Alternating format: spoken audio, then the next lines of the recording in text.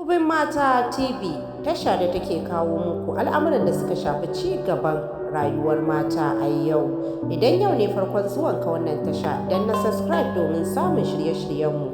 Sannan ka yi share, ka yi like, ka danna ƙararrawa domin samun sababbin shirye-shiryenmu a ranar farko.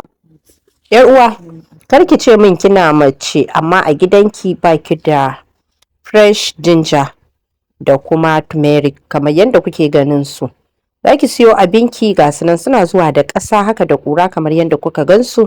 To amma abu ne mai sauki idan kika wanke su sosai da sosai, musamman lokacin da za ki wanke su, ki dan barbaɗa gishiri, ki tabbatar kin bi lungu da saƙo domin citta normally tana zuwa da ɗan ƙasa-ƙasa haka a jikinta da lungu-lungu da kwane-kwane. Ki saka musu gishiri kaɗan a cikin ruwan da za ki wanke su, ki wanke su.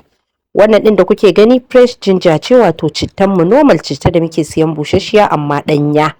Wannan ɗin kuma dogaye da kuke gani ita kuma turmeric ce, ita ma fresh one wacce ba a zaunar da ita an busar da ita ba. Magana ta gaskiya waɗannan abubuwa guda biyu suna da muhimmanci a gare ki. Ya ke mai kukan bushewar fata, ya mushewar fata, can yayi baki can yayi fari.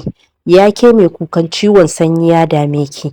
Ya ke wacce kika kasance mace kina so ki je ki kullun cikin kyau da ni'ima.